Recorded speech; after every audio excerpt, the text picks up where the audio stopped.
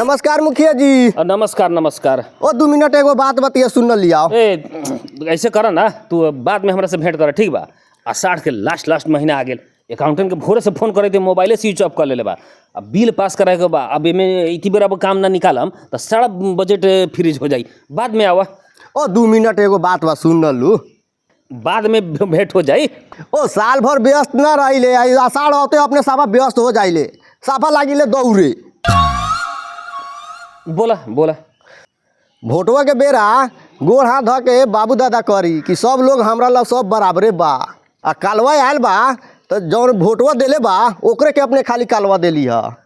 जेकरा दू गो कॉल बा ओकरा के दे तारी, आ जेकरा गुआस पहले कॉल बा ओकरो के दे तारी। आ हमनी के एको गो नहीं खे तो हमनी के ना दे तारी।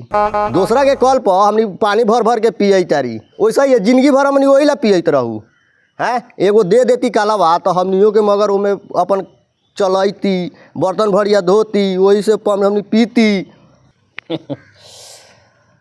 कॉल वॉल ना हवा तोरा, मतलब पहले से नानू बा कॉले न रख ले बा अभी मैंने हैं। तो संझिया कुछो के नशा वशा के आदत है कि ना थी ना? उ साझी खानी तैका हो जाला कभी कभी। आ शिकर गुटका ना, एगो दूगो दिन भर में।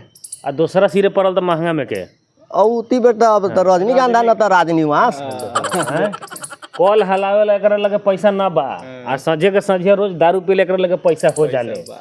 आ सुना, आ तू कॉल लेके कथी करबहू हो? हमनी पानी ना पीबै। आ ये लेखा तू का बिना कलवा के तू ना पिए तड़ा, पिए तो बड़े बड़े भल कहला जे दूसरे के पानी पिए तारे त कलवा ओइले हल जदी त काज दे पानी न पिए के हवा। अब ऐसे भी आदत हवा दूसरे के दूरा पर पानी भर के पिए के, तो ओइ लेखा पिए रहिया। कॉल ले ले बा, तोरा ओमे वासर चटक जाई हैं, ओमे तोरा भेल खिया जाई, त तोरा ये नहीं त हलावेला क्षमते न हवा। आ उ से किने ला ढेवा कहाँ से अतवा हैं?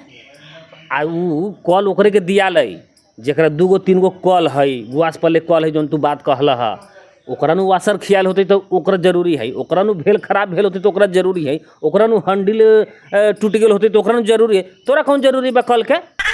ले अब बिना काम के कबो है बिगड़ी कबो हो बिगड़ी, उहे धंधा करबा। लइका से झुलतवा है लेखा पाका का पीटा रहता गिरता मुँह फूट जाता तो फिर कब जब मुखिया जी ऐसा कॉल दे देल जे लइका से गिर के मुड़े फोड़ लेता तो हमरो नाव लगेबा। भले दूसरे के दूरा पर अथी करी तरह आदत हवा तो उहे आदत ठीक बा। बात ठीके कहै तारी ना ठीक कही तारी, ठीके कहै तारी। फिर वोट के बेर भेटा है अपने से भेंट हो। अच्छा ठीक बा। नमस्कार जी नमस्कार नमस्कार। मुखिया जी ओकरा के तो बड़ा दिमाग लगलिया, बिना कॉले के ओकरा के बेच देलिए खुश के। मर देहा नहीं मालूम हवा, एकरा दूरा पर 3 दिन गेली वोट के बेरी। हाँ रहे घरे में चाल करी नु तो बुझ जाए जे फलवा मुखिया आयल बा लड़ी भोट में तौन कह दे ना हो का दो। एक दिन भेटा गेल तो घुमाई है ने तो गाँव घुमा के बतुआई होने।